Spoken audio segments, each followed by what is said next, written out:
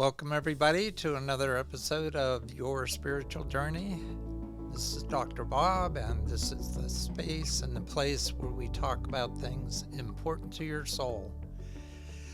As always, I'd like you to, if you're watching on YouTube, to like us and to subscribe. And if you're listening, please like us. And if you're so inclined, please help us stay on the air by subscribing to us on Patreon. Today's guest is someone I've known for a while. His name is Ed Foote. It's Foote. And he's pretty much a native Pittsburgher from Wexford. And he's had two main spiritual paths, ones that involve the Edgar Cayce readings, and the other involves A Course in Miracles. Two things that I'm very devoted to myself. I've been around Edgar Cayce and his readings and his spirit since I was a young child, because my stepmother was in Edgar Cayce, and we had some discussions about that growing up. Then when I was dating in college, I dated somebody who was part of an Edgar Cayce study group, and then as I married Amy, who's my current wife, and last one, by the way, we often vacationed at Virginia Beach and went to Edgar Cayce conferences. So I'm very much interested in what Ed Foote has to say about that. He frequently lectures on a variety of topics, all designed to improve a person's quality of life. They're informative and inspirational. The information coming from both Edgar Cayce readings and A Course in Miracles. He has lectured for the Theosophical Society of Pittsburgh, for the Metaphysical Society in Sun City Center, Florida, and for the Center for Metaphysical Fellowship in Sarasota, Florida. He's also lectured for numerous study groups, churches, and organizations around the country. He's led over 400 services at Unity and in Presbyterian and non-denominational churches from the East Coast to the West Coast. He also teaches sacred dance, and we'll have him get into that. And I've participated in one of those sacred dance sessions at his house, so I'm pretty familiar with that myself. And his regular job is as a full-time square dance caller, and there aren't many of those around these days. So I'm going to stop talking and just let Ed jump in and describe his spiritual journey from childhood until now. Ed, the mic's all yours. Well, thank you, Bob. It's a pleasure to be here. Bob asked me to describe my spiritual journey, so I guess I'll start off with that. I was raised in Christian Science Sunday school. My mother was Christian Scientist. My dad was Presbyterian. And when they got married, they agreed that I would go to Christian Science Sunday school. So I did that all through my early years, right through high school. When I went to college, I went to undergraduate at Lafayette College in Easton, Pennsylvania. And I continued to go to Sunday school there at Christian Science Church and was president of the Christian Science Society on campus. Christian Science has a rule that once you get 21, you no longer can go to Sunday school. And so I tried out, then I shifted over to the Christian Science church service and found it was very boring. I didn't like it at all. And one of my friends in college, he was going to a Presbyterian church, So he suggested I go there, and I went there and found I enjoyed the Presbyterian services, and so I continued to do that.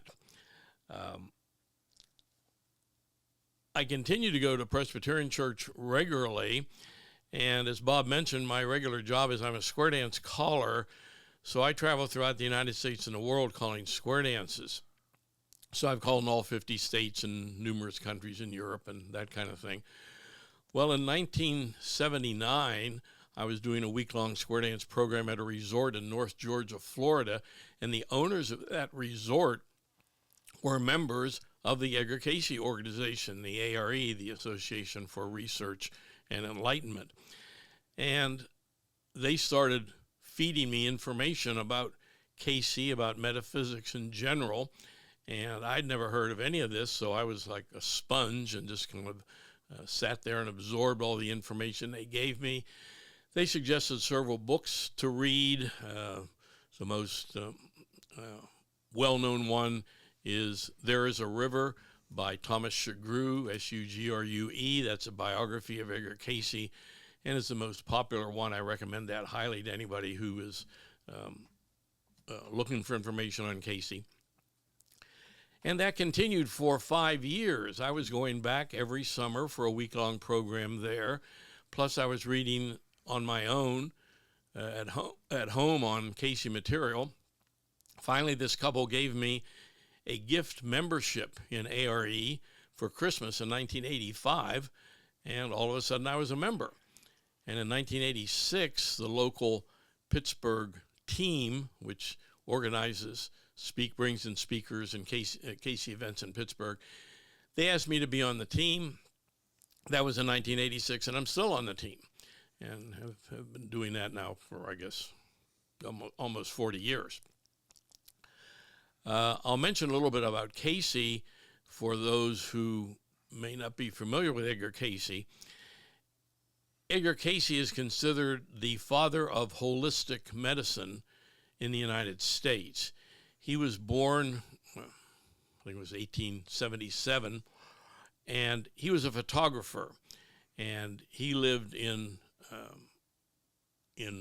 western Kentucky, and he was a photographer, and was selling.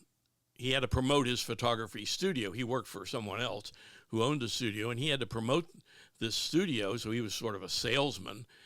And one day he lost his voice, developed laryngitis, couldn't talk at all. And nobody could figure out what happened to him.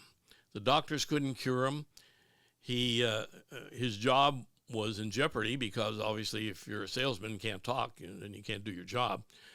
So after trying everything with the doctors, one day he lay down on the couch and went into a trance, and he received in his mind the information of what to do to cure himself of laryngitis. And when he awoke, he tried this information, and it was all natural information. Take this sassafras bark and combine it with some oil and that kind of thing. And lo and behold, he was cured of laryngitis. Well, that started his career on this path of psychic healing. And because he had cured himself, and in that community, all the doctors in that area knew that this was an incurable situation and he cured himself, the doctors started sending to him patients that they couldn't cure. And the doctor said, there's nothing, we've tried everything we can, we might as well see if Edgar Cayce can come up with something because we can't come up with anything more. Cayce would go into a trance. There would be someone there to ask questions about the person that was the subject of the reading. And lo and behold, Cayce would give information. And if the patient followed this information, the patient got better. Many cases became cured. And this went on for several years. And then someone said, well, if Cayce knows all this information about health, maybe Cayce knows some other things too. Like, what about the lost years in Jesus's life? Or what about reincarnation? Does that exist? What about the groups that existed at the time of Jesus? What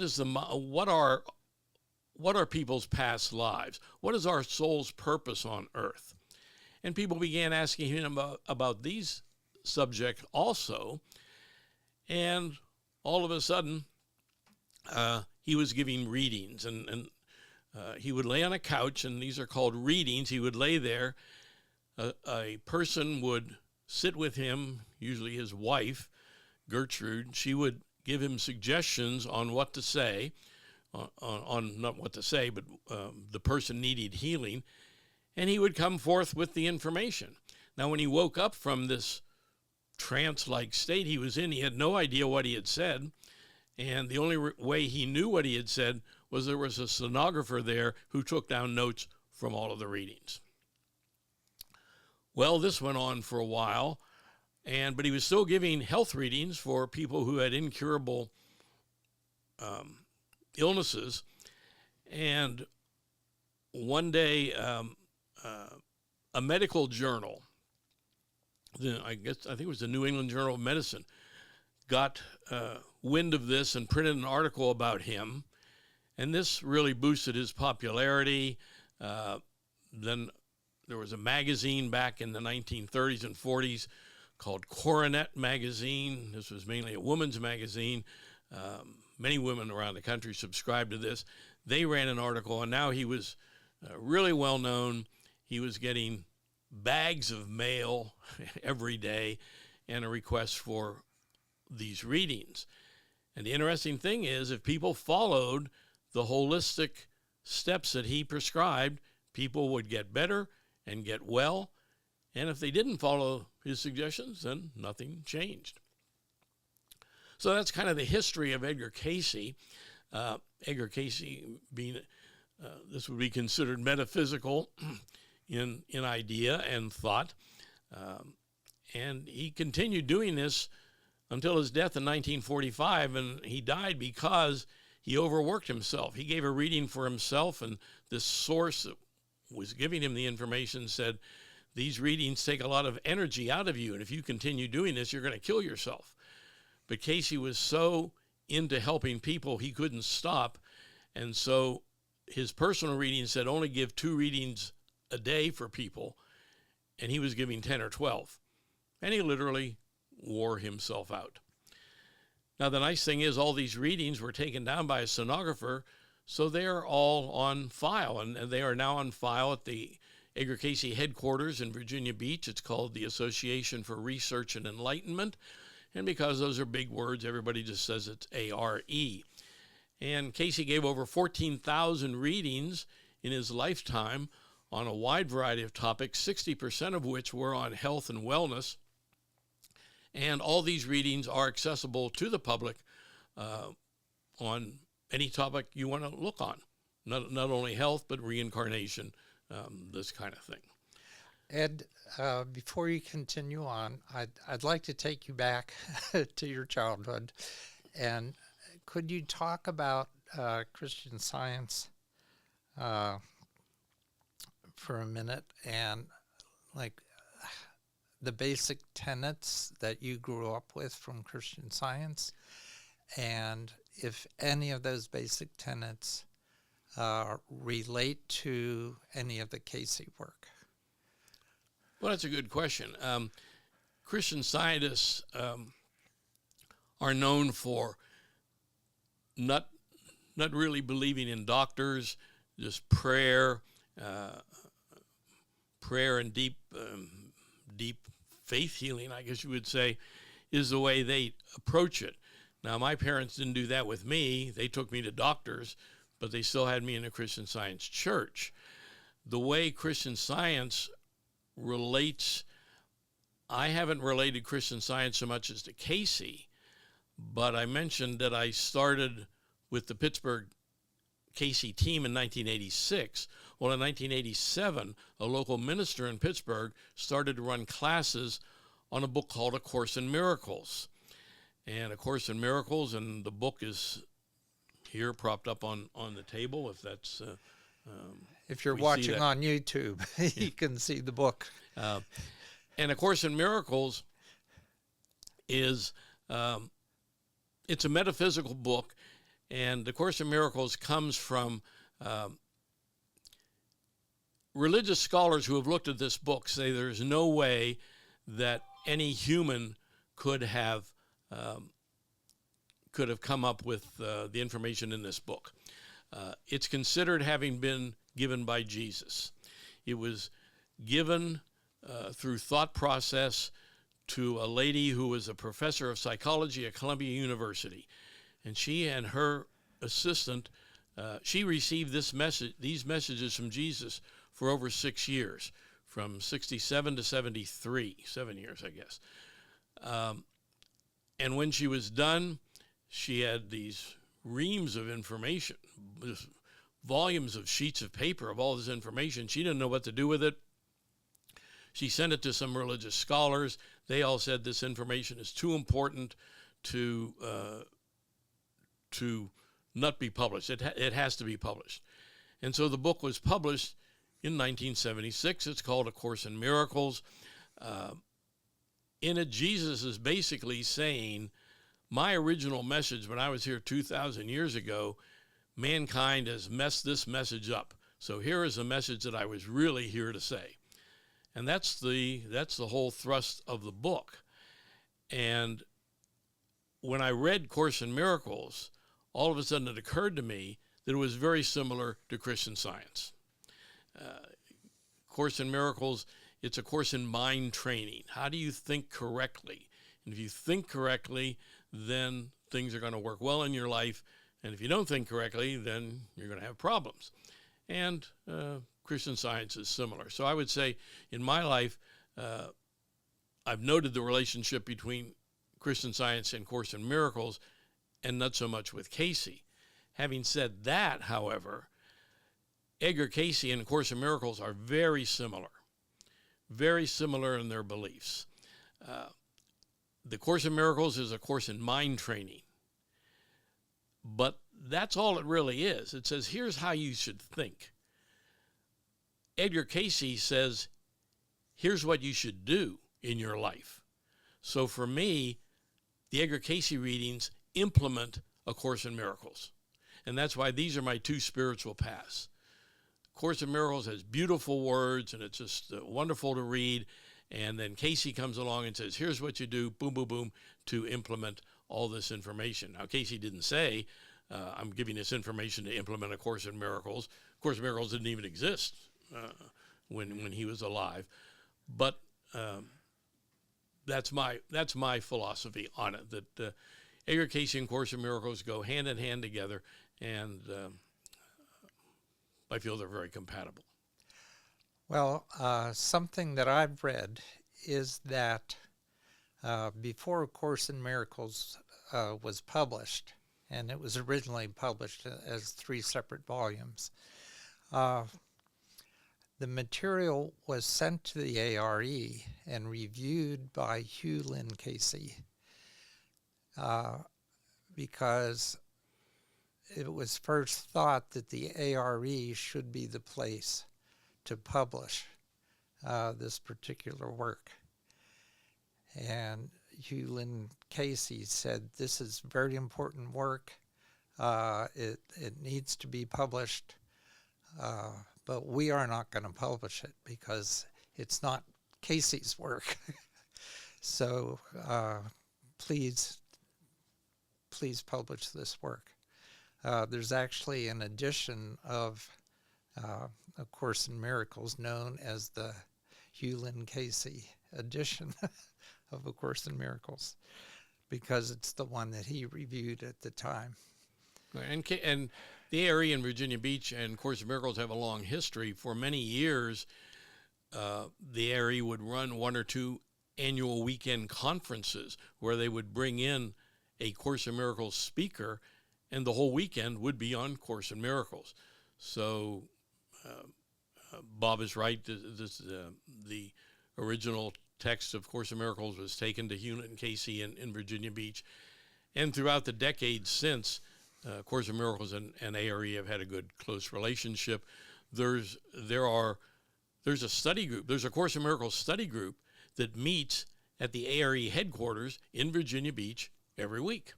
So they still maintain this ongoing relationship. Yeah.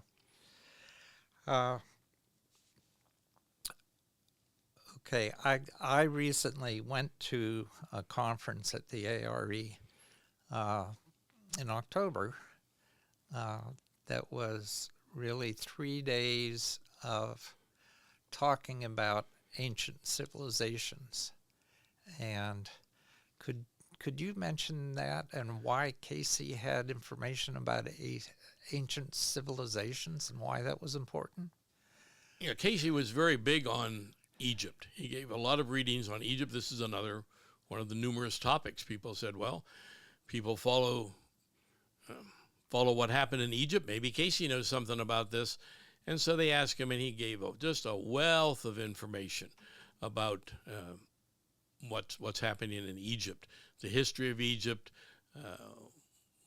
down through today, the timelines, things in the pyramids.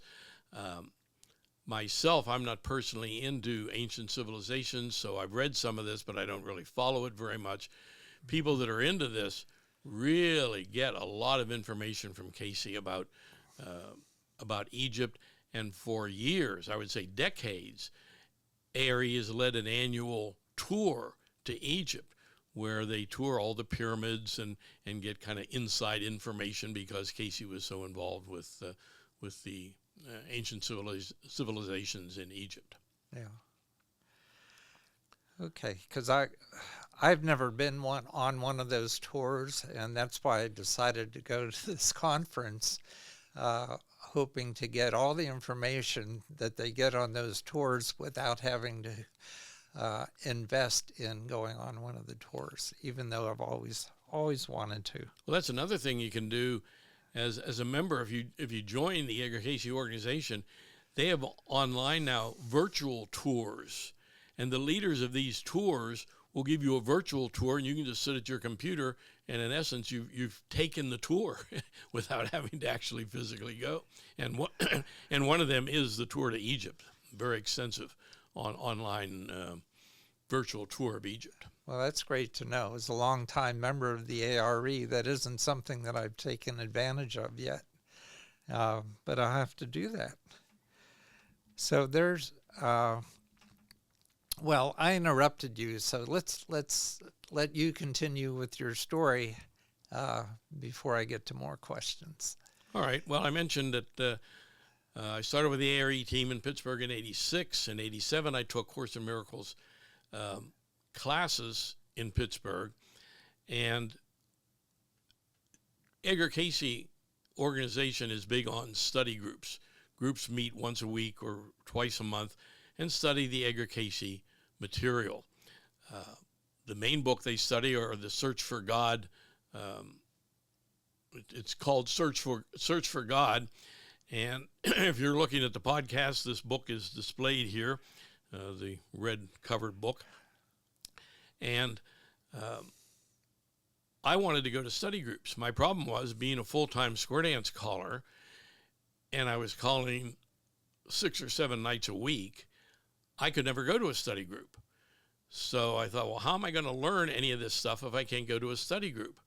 Well, fortunately, a lot of people in Pittsburgh had audio cassette tapes of lectures at A.R.E., lectures in Pittsburgh, and they let me borrow these tapes. And that's how I learned everything that I learned from these tapes. I almost never could get to a study group, but I listened to these tapes in the car as I was driving around the country for calling square dances. In fact, I wound up with, I listened to over 3,000 audio cassette tapes, and I took the best 500 of these and made it into an audio cassette metaphysical lending library. And for a number of years, I lent these tapes out to people who just wanted to listen in their car or at home to these topics. Because I was traveling so extensively for square dancing, and I was going to California every year. I've made over 70 trips to California for square dance calling, starting in 1976. So in 1989, when I went out there, somebody had given me a tape of Marianne Williamson. And I thought, well, this person sounds interesting. I'll look her up in the Los Angeles area. And so I went to one of her lectures. And so it was interesting. I didn't know her personally, but I went to her lectures before Marianne Williamson was Marianne Williamson. Yeah. And it was interesting. She would lecture 3 days a week there, Sunday night, Tuesday night, and Saturday morning. And I was going to all three. And it was incredible. It would be Saturday morning, beautiful sunny day, people off from work. You would think they'd be going to the mountains or the seashore. She would get 300 people at a hall on Saturday morning to listen to her lectures. Very impressive. And now that I was involved with Cayce and Course in Miracles in California, whenever I didn't have a booking, I was going to study groups, and there were study groups during the day.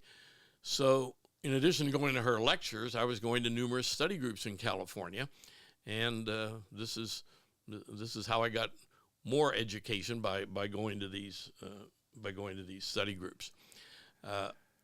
One thing that happened to me then in California and looking to call square dances, there's a heavy snowbird community of square dancers in Phoenix, Arizona, specifically in Mesa. So I decided to go over to Mesa and spend a week over there and would call square dances over there, and I knew a lot of the callers. Well, Edgar Cayce had a big presence in Phoenix because the A.R.E. clinic was there. And this was a clinic with doctors that were followed the Edgar Cayce remedies in the clinic, and tremendous success. And so I visited the clinic and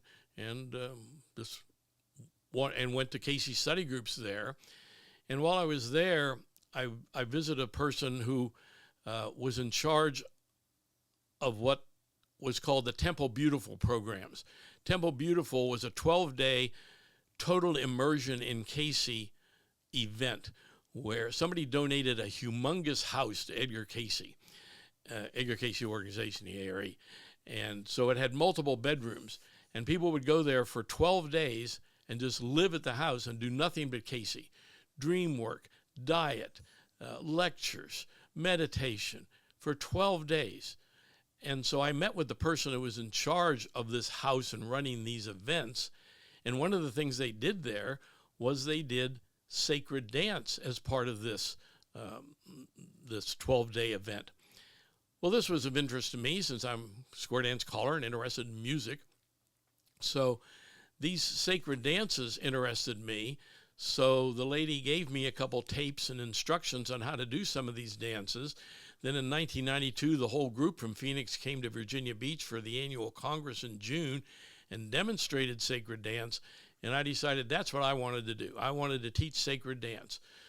So I got a lot of music and instructions and began teaching sacred dance.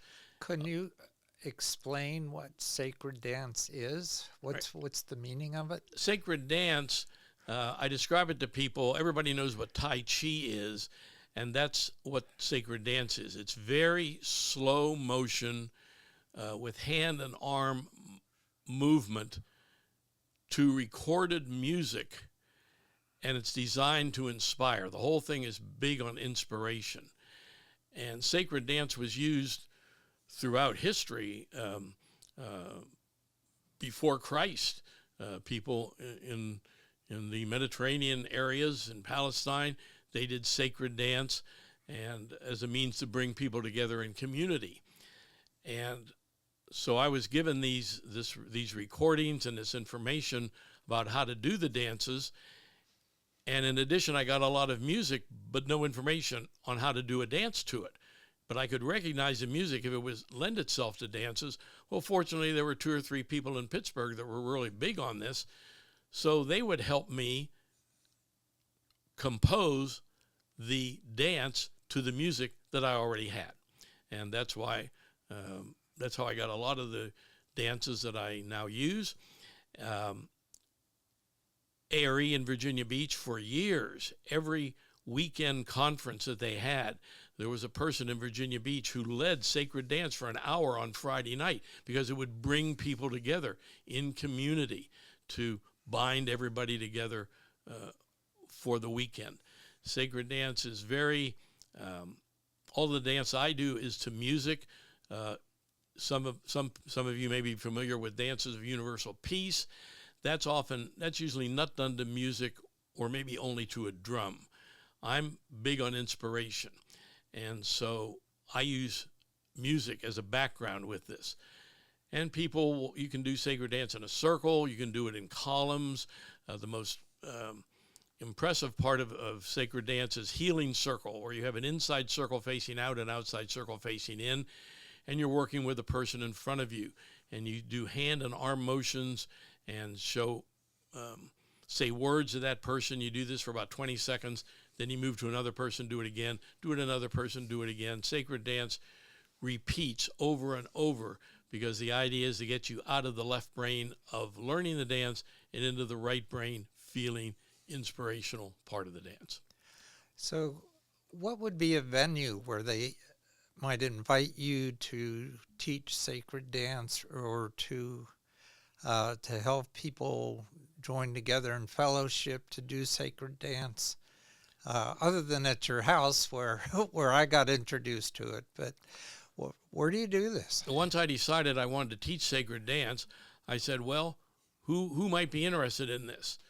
And the answer was Unity churches.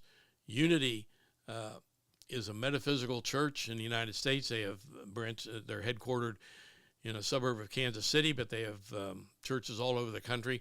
So I started writing letters to Unity churches all over the country, because I was traveling all over the country, and say, I do sacred dance. I describe what it is. Do you want me to come there and do a program?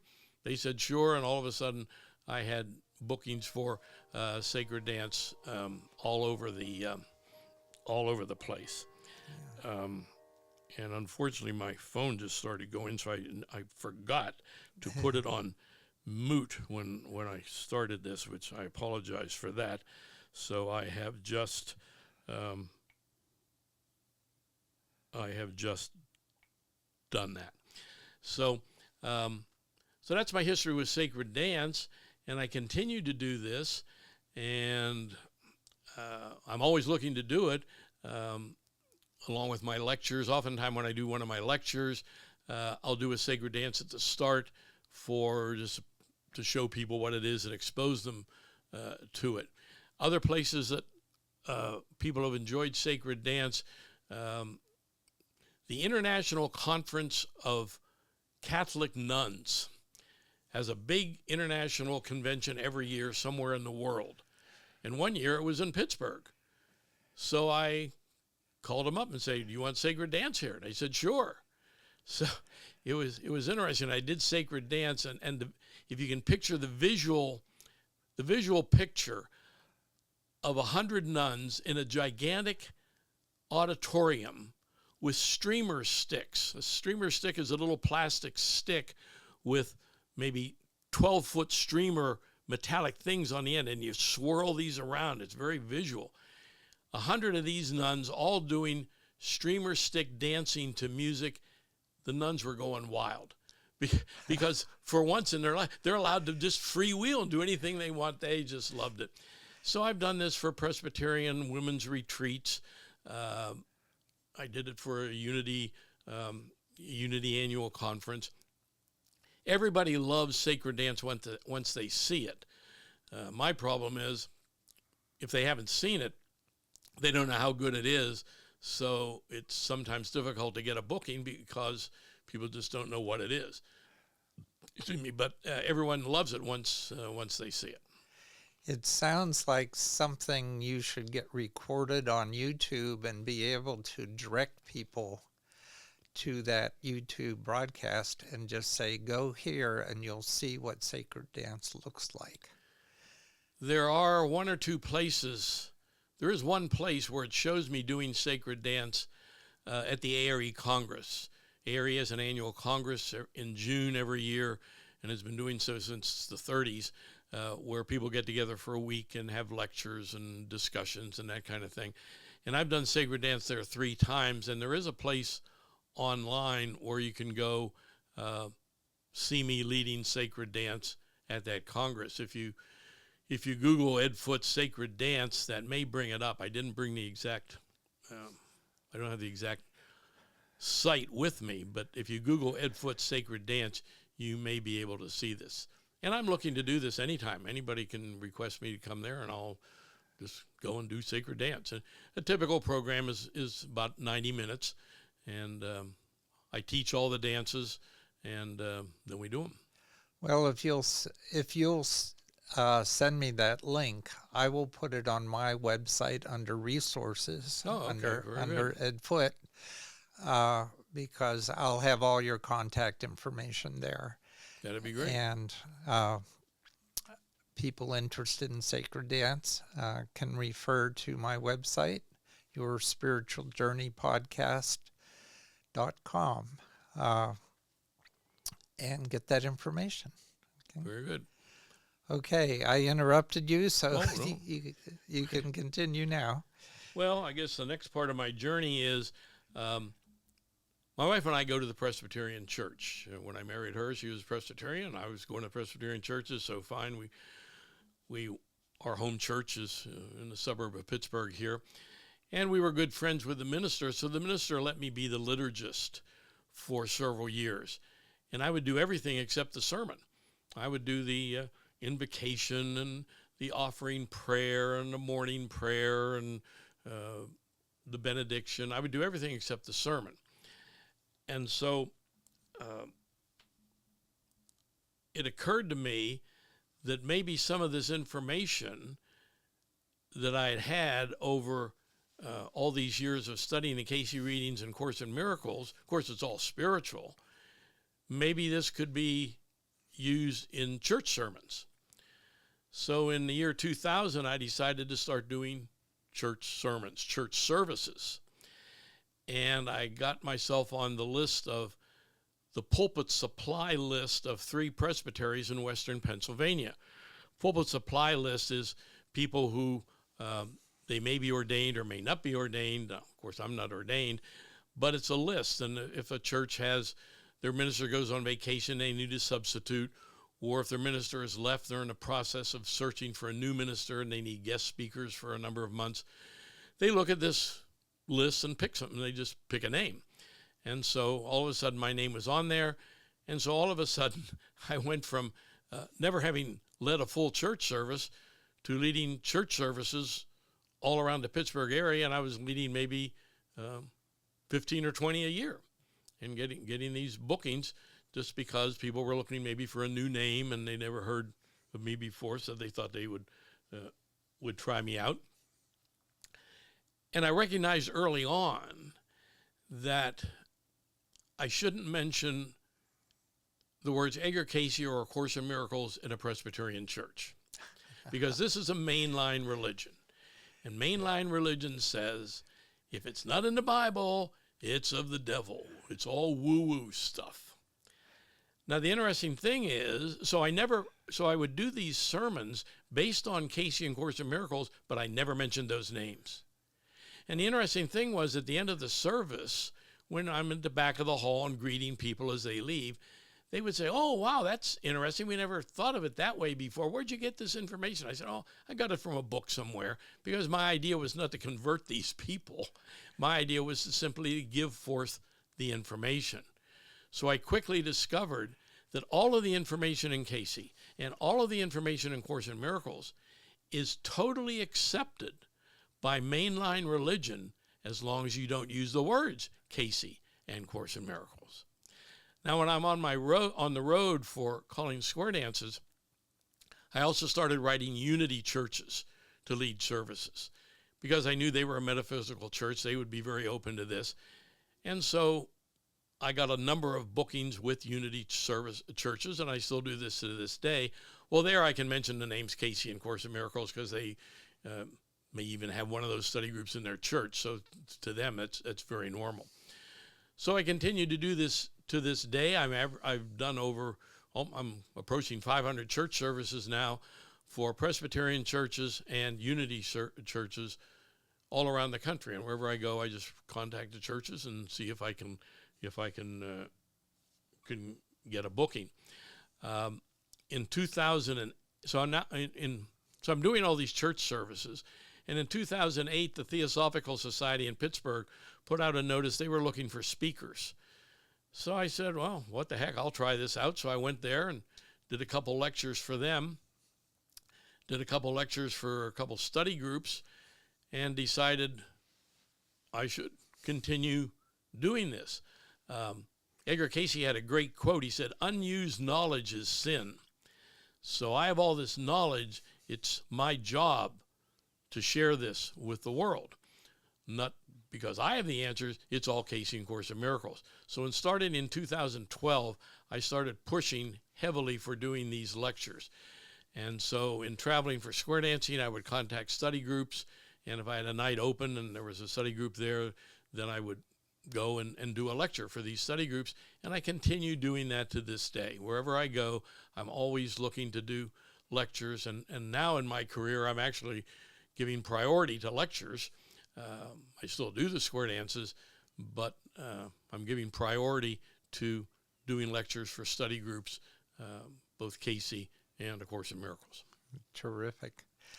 Speaking of study groups, my wife and I ran an Edgar Cayce study group here in Pittsburgh for 5 years, and then stopped doing that, took a 5-year break, and then I started one up again and did it for another 5 years until my wife and I went to Rwanda.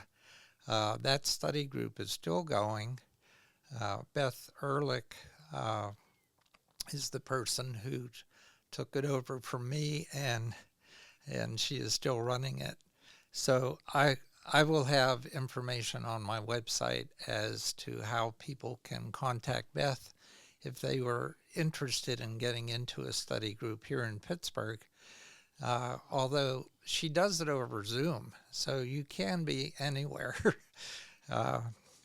That was one of the benefits, I guess, of COVID. People started using Zoom for these meetings, and they continue to this day. And speaking of study groups, if anybody listening here wants to see what a study group is like, there are countless Edgar Cayce and Course in Miracles Zoom study groups. And all of these are very welcoming.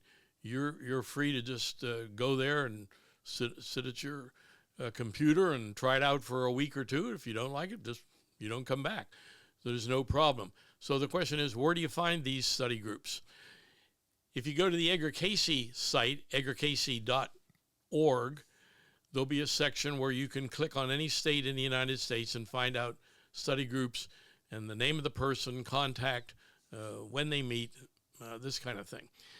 If you're looking for a Course in Miracles study group, you go to miraclecenter.org. This is the Miracle Distribution Center in California. It's in the Los Angeles area, actually in Anaheim. I've worked with them for over 30 years, helping them run their programs. And they maintain a list of every Course in Miracles study group in the world.